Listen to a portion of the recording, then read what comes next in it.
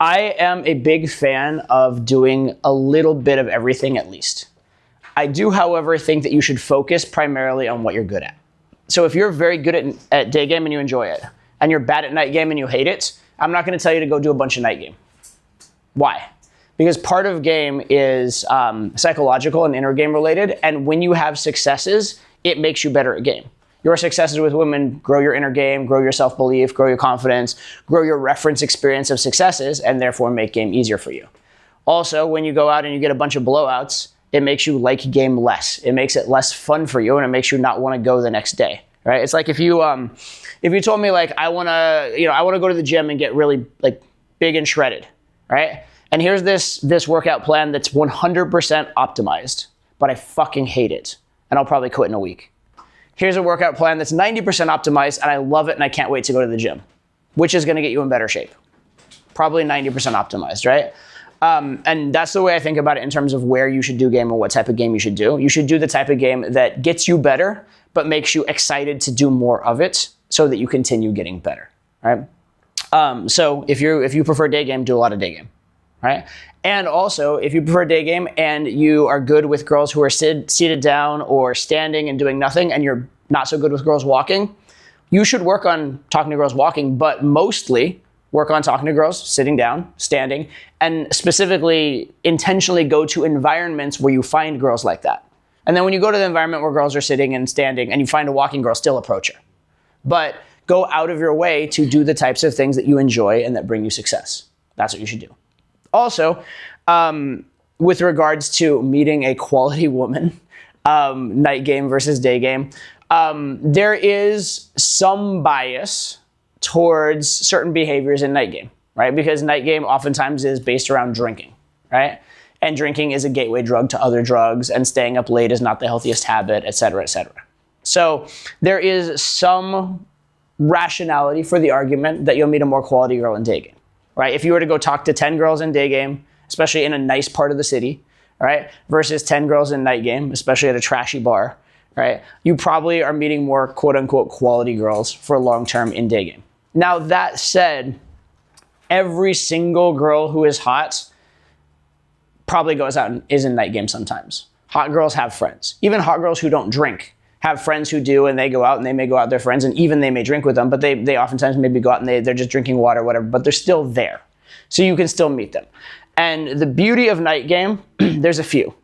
Number one, a good nightclub has done you the favor of curating and bringing together a lot of hot women in one place for you, so you don't have to walk around a lot to find them. Right? I love day game. Day game is my absolute favorite in terms of if I could meet a girl anywhere. I mean, probably in a social circle, I'm a superstar would be nice. But randomly, if I could meet a girl anywhere, I'll choose daytime. In day game, you can often walk around for a period of time and not find any girls you're interested in. And so if you're going out to intentionally do it, it can feel like a waste of time, especially as you get better and better and your standards for what you consider attractive in women go up and up. It can take you longer and longer to find that. So that can be the problem. And the nightclub does you the favor of curating and bringing together a lot of hot girls in one place. If you could meet the equally hot girl in day game, would that be better? Theoretically, yes, right? So you could make an argument one way or the other, but I will say you can still meet very quality girls in night game. There's also nightlife that is of varying qualities, right? So if you go to a red carpet event in Hollywood, there might be some really quality girls there, potentially. Or you go to like some kind of like entrepreneurially related networking event that happens to be at night and has some wine being served, that might have on average a higher quality girl than day game. Right? So night game doesn't have to be in a bar, doesn't have to be in a general access bar. It can be in a more exclusive event, etc. It can be at a private party, those kind of things. So it's all relative. And if you learn to be good in a bar, you're going to learn to be good in that private party, and the skills are transferable as well. Right? So my suggestion for learning game and getting good at game, if you're a total beginner, is do a little bit of everything. Do mostly probably day game to start with a little bit of night game woven in, and if your hearing's not great, go to quiet night game venues, right? That's a challenge in itself.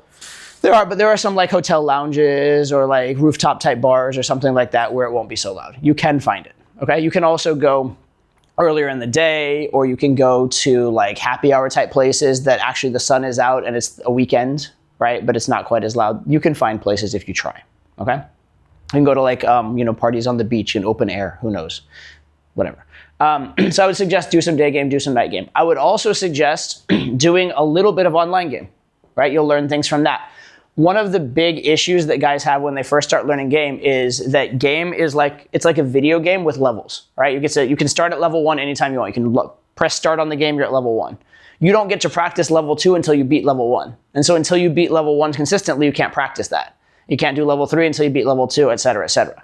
So if walking up and meeting the girl is level 1, going on a date and taking the girl home is level 6 or 7, not necessarily because it's harder, but because sequentially you can't get there, it kind of sucks that you can't practice level 6 very often when you start out.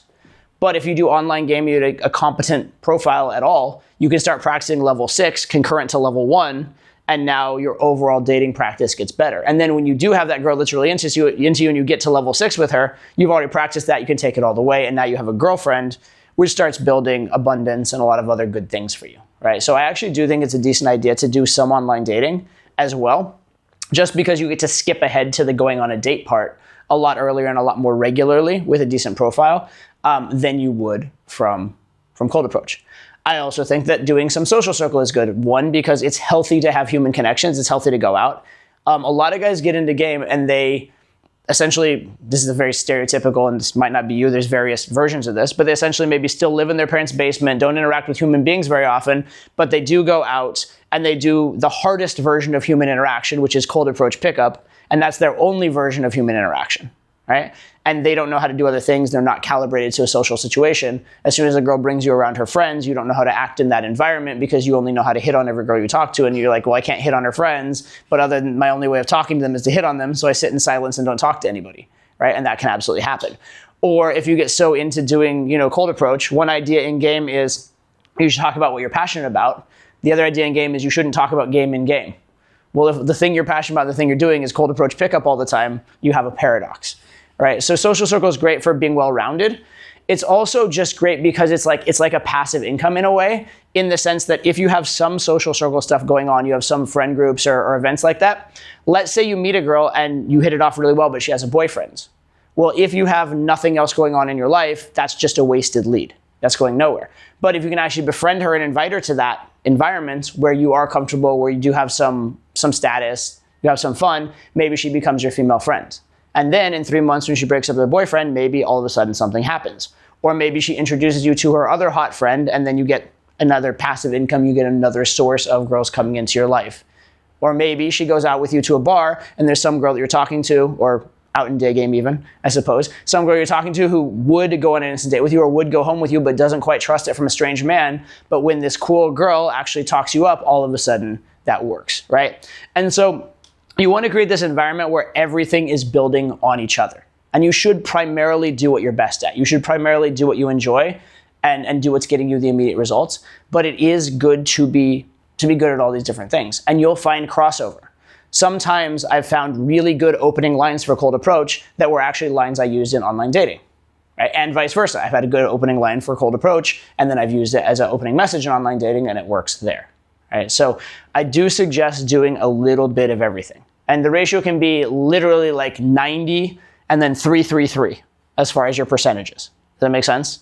It can really be heavily skewed towards what you do best, but completely eliminating one of them, I think, is bad for your learning progression. You should dabble and force yourself a little bit as a learning progression to do all of them. So I was with a private client in New York the other day, and we went to one of those very exclusive members clubs. We went in, they were having a backgammon tournament, right? I mean, we didn't participate, we were just looking for girls to talk to. But there's literally people playing backgammon, and these are all there's a lot of hot girls, and a lot of very rich, successful people for networking, and that's literally what they were doing. And this exists. There are board game meetup groups. Backgammon specifically has gotten actually kind of big, right? There's also run clubs, right? As an alternative for online dating, a lot of people are going to run clubs, and they have run clubs where people literally, they dress in a certain way to indicate I'm single or I'm not single. Approach me, or I'm with a couple, because they I'm here to run, but they fully are acknowledging it is a social place, and they actually prefer to meet someone who also runs than to meet a random person online, so they're going out of their way to do it. So you can certainly find these kind of things as well. And if you want to do those kind of meetup events as maybe even most of your night game, even if they happen in the daytime, it's a non-cold approach, day game way of meeting girls, it will round out your skill set, right? And it will give you more opportunities, right? So by all means, do all these different things. At least try them. At least try them a couple times. Go to a couple salsa classes and decide, if I got good at this, this could be a lot of fun, or you know what, this is absolutely not for me on any level. But at least go a couple times. Go to a run club and be like, I fucking hate running. I don't want to buy a new pair of shoes, so I'm not doing it. Or you know what, the girls here are really hot, and it's a good excuse to get my workout in, right? But go find out, go try these different things. Don't write off any of them, but again, do what you are getting the most success with, okay? And the other thing with these other social events, if it's a thing you actually like doing, that might be a great way to meet a girlfriend, right? So I'll tell you one thing, so this is kind of ironic. So most of the time, my first date with a girl is going and having a drink with her. However, when I'm actually dating a girl, one of the most common things I do with her is go to the gym with her. And those are actually kind of at odds with each other. But that said, most girls that go to the gym still do drink occasionally, or will go grab a drink with a hot enough guy. So it's not totally paradoxical, right? In a way, it would be great to have my first date be like, hey, I'm going to go to the gym with a girl. But that's weirdly kind of intimate to do as a first date. And also it's a lot less likely to lead to immediate sex. So, maybe it's not in my plan. But I guess what I'm saying is don't write any of it off. But yeah, be strategic and be smart about it. And I don't really care how or where you do it. I just care that you're getting enough volume and that you're getting all the different pieces of the puzzle. You're getting all the different pieces of the skill set. I don't want a huge hole in your skill set. So if you were like, I like doing online dating, and then I'm going to do 100% only online dating, I'm never going to talk to a girl in the real world, I would slap you in the face and say, don't do that. That's not how I offer. Good. And I actually have a lot of clients. Whenever I have clients on boot camp, and I always ask at the start, how many girls you slept with, what's your history, what are you working on, that kind of stuff. A lot of times I'll get guys that have slept with 100 girls or more, right? Almost always, I'm like, how did you meet them? Online. But they're like, but I hate it because I'm bored of the dates. They don't ever look like their profile. And also, I'm sitting at a coffee shop. There's a hot girl at the table next to me. I can't do anything about it, and I don't feel like a man, right? So different things like that. So I do want you to have a robust skill set, and I want you to be able to work with or without any one particular platform, because platforms evolve and change, right? Nightlife looks different now than it did 20 years ago. Girls are more or less receptive to day game in different areas at different times. Online dating algorithms change. People use AI for different things, and the competition changes and skews. You want to be able to succeed no matter what the environment throws at you.